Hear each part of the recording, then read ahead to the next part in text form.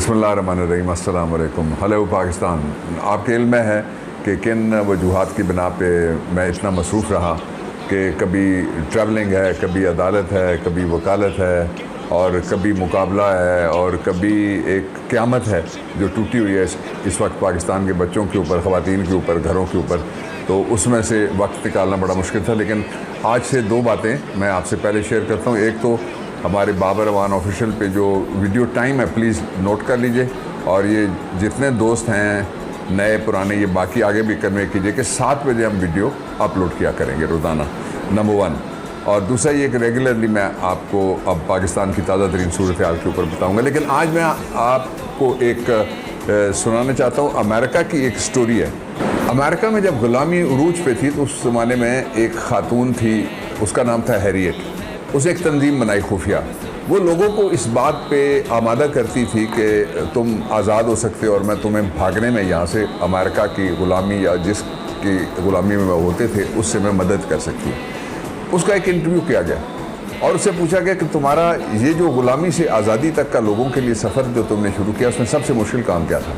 उसने कहा सबसे मुश्किल काम ये था लोगों को इस बात की पहले तरगीब दिलाना और फिर यकीन दिलाना कि तुम ग़ुलामी से आज़ाद हो सकते हो और ग़ुलामी से आज़ादी तक का सफ़र तय कर सकते हो। ये काम हैरियट वाला इस सदी में इमरान खान ने शुरू किया और वो काम जारी है और वो काम इंशाल्लाह बहुत जल्द कामयाब होगा। मैं इस हवाले से आपको ये बताना चाहता हूँ कि अगले 5 दिन बहुत अहम हैं। उसके असबाब हैं। उसके असबाब में से पहला, आपने सदर पाकिस्तान ने जो इंटरवेंशन की है उसका सिंगल पॉइंट एजेंडा ये है कि जो जहाँ कहीं भी कोई गलत काम हुआ है उसकी मजम्मत की जाए और बड़ी खुल के की जाए। बिल्कुल ठीक है, की जानी चाहिए और हो रही है। लेकिन मैं उसमें थोड़ा सा एक और नुक्ता नज़र जो पब्लिक का वो भी आपके सामने रखना चाहता हूँ। तो पब्लिक ये कहती है कि बहुत गलत बात है कि सरकारी तनसीबात, अस्करी तनसीबात, कोई किसी घर वो प्राइवेट हो या वो गवर्नमेंट ओन्ड हाउस हो, जैसा कायद-ए-आज़म हाउस की बात की जा रही है। तो कायद-ए-आज़म हाउस 2 हैं लाहौर में। मैं आपको ये भी बता दूं, एक तो ये जो पता लगा कि जहाँ पे ये अंदर लोग गए और उन्होंने गड़बड़ की जाके, वो कायद-ए-आज़म हाउस है बेसिकली। लेकिन कायद-ए-आज़म वहाँ एक दिन भी नहीं रहे, मलकियत उनकी है। ये प्रोब करने वाली बात है कि इसको लोगों के लिए खुलना चाहिए, इसलिए कि ये कायद-ए-आज़म का घर है, ये तो किसी का घर ही नहीं है। तो फिर किसी और जगह लोगों को शिफ्ट करना पड़ेगा। दूसरा जो है 29 कनाल ज़मीन मेन जो गुलबर्ग है उसमें कायद-ए-आज़म के 1943 का किसी ने मुझे इंतकाल लाहौर से भेजा है, ज़िम्मेदार आदमी ने, तो वो ज़मीन भी वहाँ पे पड़ी हुई है। लेकिन लोग कहते हैं कि जो सारे घर हैं पाकिस्तान के वो मोहतरम हैं, और वो बिल्कुल ठीक कहते हैं। आइन भी यही कहता है। अगर एक घर में हमला हुआ और वो बहुत गलत हुआ, इसमें कोई शक नहीं है, तो दूसरे घर पे जब कोई हमला करेगा, किसी का गेट तोड़ेगा, अंदर जाकर किसी की टांग भी तोड़ेगा, किसी का शीशा तोड़ेगा, किसी का दरवाज़ा तोड़ेगा, किसी की प्राइवेसी की सील तोड़ेगा, जाके चादर और चार दीवारी के जो तहफ़्फ़ुज़ है आईनी उसको तोड़ेगा, तो वो क्या गलत नहीं है?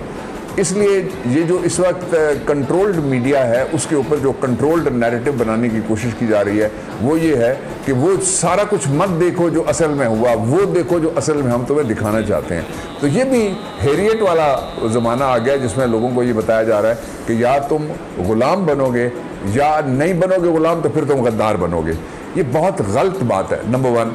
दूसरा जो हुआ है वो ये है कि सदर के इंटरवेंशन के अलावा ये हुआ है कि आपने देखा किस तरीके से कोशिश की गई कि इमरान खान के घर से बरामद किए जाएं।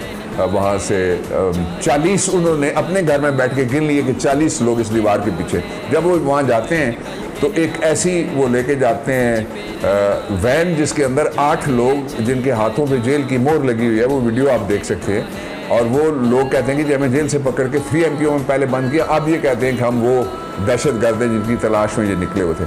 आज मोहल्ले के इर्द गिर्द से कुछ और बच्चे उनको पकड़ के और अपना एक गुड जस्टर दिखाने के लिए पानी की बोतलें उनको ज़बरदस्ती पिलाई जा रही हैं कि ताकि ल्योर किया जा सके कि ये बच्चे जाके कह दें कि हम वो दहशतगर्द हैं। तीसरा वो कहते हैं जी दहशतगर्दों की एक लिस्ट है, उसमें मैं आपको नाम बताऊँगा, आपको पता लगेगा पार्लियामेंटेरियंस हैं, उसमें आपको पता लगेगा वो है जो मिनिस्टर्स हैं। ये दूसरी बात ये है कि वो भी हमला नाकाम हो गया। अब तीसरी ये मैं कहने लगा हूँ 5 दिन क्यों इंपॉर्टेंट है, मैं क्यों कहता हूँ, मैं थोड़ा सा आपको रन डाउन दे रहा हूँ। दूसरी बात ये मैंने आपको बता दी। तीसरी और सबसे इंपॉर्टेंट बात ये है कि रियासत तय हो गया कि फतह नहीं कर सकती अपने लोग। रियासत लोगों को साथ चला सकती है, लोगों के साथ बैठ सकती है। लोग रियासत को साथ चलाते हैं, लोग रियासत के बच्चे होते हैं। रियासत बिल्डिंग नहीं है, रियासत कॉन्स्टिट्यूशन है, कॉन्स्टिट्यूशन के नीचे बने हुए इदारे हैं। रियासत में सिर्फ रियासती इदारे और उनके मुलाजमीन या उनके अफसरान, वो आला हों या अदना हों या दरमियानी हों या छोटे हों या बड़े हों, इस बात से कतई नज़र कायद-ए-आज़म अलैहिर्रहमत ने कहा था इदारों की नहीं बल्कि अवाम की इज़्ज़त होती है, इदारों की ज़िम्मेदारी होती है, इसलिए कि अवाम इदारे चलाने के लिए पैसा फराहम करते हैं और वो साथ उसको जो इदारा उनके तहफ़्फ़ुज़ करता है उसके साथ लोग मोहब्बत भी करते हैं। और वो इदारा म्यूनसिपल इदारा हो सकता है, वापडा हो सकता है। हमने तो 2-3 फोकस कर लेंगे, भाई ये इदारा होगा तो फिर बाकी सब ठीक है। सारे पाकिस्तान के इदारे यूँ हम नहीं कर सकते। एक इंक्लूसिव मुल्क है, इसके अंदर हम एक होलसम अप्रोच रख के सबको आगे साथ चला सकते हैं और यही मसले का हल है। इस तरफ हालात चले गए, जा नहीं रहे। एक बात। दूसरा ये है कि इमरान खान ने बाजी पलट दी है। इमरान खान ने बाजी 3 तरह से पलटी है। एक तो कानून की दुनिया में सारी जगह हैंड्स डाउन जिसको कहते हैं ना, वो इनको शिकस्त हो गई है। जितने PDM के लोग थे और उनकी जितनी साजिशें थी, लंदन प्लान को शिकस्त हो गई है। जो डबल मीम है मौलाना और मरियम, उनको शिकस्त हो गई है। जो डबल मीम है उसके तो नारे बने हुए हैं। एक मौलवी साहब ने भी नारा लगाया, वो भी आप किसी वक्त निकाल के देखिएगा। और वो जो नारा है इस वक्त, जब मैं आपसे बात कर रहा हूँ तो वो फिर आज फिर मौलाना और वाला मीम और मरियम वाला मीम, वो एक जलसा भी कर रहे हैं, जलसी भी कर रहे हैं एक छोटी सी किसी जगह पे।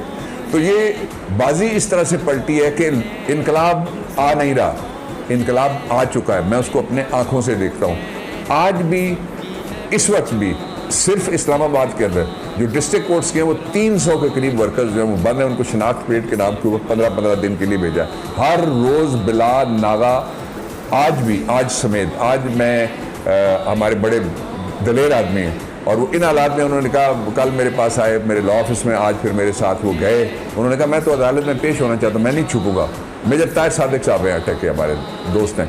उनके लिए मैं ATC के जज राजा साहब के पास जाके मैंने उनकी ज़मानत की दरख्वास्त वो आरगू कर ली है और इंशाअल्लाह अज़ीज़ उसमें बड़ी उम्मीद अफजा मैंने जो तफसीलात रखी हैं केस के हक़ में, तो इंशाअल्लाह वो ठीक होने वाला है। इसी तरह से जो ATC की अदालत है वहाँ से 400 के करीब लोगों को 15-15 दिन के लिए भेजा गया है। ये मैं सिर्फ इस्लामाबाद की बात करूँ। इसके बावजूद लोग रोज़ उठाए जा रहे हैं, लोग गिरफ्तार किए जा रहे हैं, कोई पीछे हटने के लिए तैयार नहीं है। जब कोई भी पीछे हटने के लिए तैयार नहीं है तो खा वो वर्ल्ड वार हो, खा वो हेरन ऑफ ट्राई के लिए लड़ी जाने वाली जंग हो, सेकंड वर्ल्ड वार हो, तो एक दरवाज़ा वो होता है जिसके ऊपर जाके फिर सबको ये तस्लीम करना पड़ता है कि जायज़ बात क्या है। जायज़ बात क्या है? इमरान खान का तो ना किसी से झगड़ा है, हमारा किसी से ना कोई इख्तलाफ है। हम सिर्फ ये कहते हैं वक्त पे इलेक्शन कराओ। वक्त गुजर गया, इसके बावजूद इलेक्शन करा दो। इलेक्शन की डेट के ऊपर गुफ्तगू अब पिन डाउन होती जा रही है। मैं एक दो उसके और हवाले देता हूँ। एक तरफ PDM ने एक नया हमला किया है, उसकी हुकूमत ने एक नोटिफिकेशन किया है और मुझे नहीं पता चीफ जस्टिस से इजाज़त ली है या नहीं है। उसके ज़रिए से उन्होंने एक कमीशन बना दिया है। जजेस के जो टेलीफोन टेप हुए गालिबन, उनके हवाले से फाजिल जज साहिबान हैं, वो तहकीकात करेंगे। इसका तरीका ये होता है जो नवाज शरीफ ने खुद किया था। जब पैनमा आया था उसने ख़त लिखा था चीफ जस्टिस ऑफ पाकिस्तान को और उसमें सीनियर प्यूनी जज भी आए हैं और इस्लामाबाद के फाजिल चीफ जस्टिस साहब भी आए हैं और एक बलूचिस्तान के जज हैं वो भी आए हैं। ये दूसरा पहलू। इसके साथ ही एक खबर है, वो ये है कि इस्लामाबाद हाई कोर्ट के आज 8 में से 5 जजेज हज़रात उनकी मुलाकात हुई है। चीफ जस्टिस साहब और 2 दूसरे फाजिल जज साहिबान मौजूद नहीं थे गालिबन इस्लामाबाद में, इसलिए कि शिफ्टिंग हो रही है इस्लामाबाद हाई कोर्ट की। और इस्लामाबाद हाई कोर्ट मंडे के दिन से सुप्रीम कोर्ट के सामने, सरीना और सुप्रीम कोर्ट के दरमियान एक बिल्कुल साथ तकरीबन जुड़ी हुई है। एक तरफ उसके एहतसाब का दफ्तर है और दूसरी तरफ उसके फॉरेन अफेयर्स का दफ्तर है, वहाँ पे ये जारी है। तो ये जो इस्लामाबाद के अंदर जिस तरह की गिरफ्तारियाँ हुई और जिस तरह के मामलात हो रहे हैं, उसके ऊपर भी अदलिया में एक डिबेट अंदर भी छिड़ी हुई है। बहुत अहम डिबेट है जो नतीजा खेज हो सकती है। एक और बात ये भी हो सकती है कि आइन के आर्टिकल 187 में लिखा हुआ है कि अगर सुप्रीम कोर्ट ऑफ पाकिस्तान को फैसला करती है तो हाई कोर्ट उसको एक्सिक्यूट करेगी, यानी उस पर अमल दरामद कराएगी। इलेक्शन तो होना है, इमरान ने तो आना है, आ नहीं रहा, आ चुका है। सिर्फ कुछ लोगों को ये खदशा है कि इमरान क्या उनकी तरह से कोई अनलीश करेगा पावर में आने के बाद सारी स्टेट पावर। उसने पहले भी कुछ नहीं किया और भुगता, और जो आइंदा जब आएगा तो वो रूल्स ऑफ गेम्स उसके आइन और कानून के मुताबिक होंगे। लेकिन जो क्राइम्स अगेंस्ट ह्यूमैनिटी हैं, मैं इसके हक में नहीं हूं कि उनको माफ़ किया जाए। कोई भी करे, कहीं भी करे, कितना छोटा है कितना बड़ा, इसकी परवाह बिल्कुल भी नहीं करनी चाहिए। और जिन मुआशरों और ममालिक में रूल ऑफ लॉ है और क्राइम अगेंस्ट ह्यूमैनिटी नहीं करने दिए जाते, करने वाले उनका एहतसाब होता है, वही तरक्की याफ्ता मुआशरे आज कहलाते हैं। पाकिस्तान पाइंदाबाद।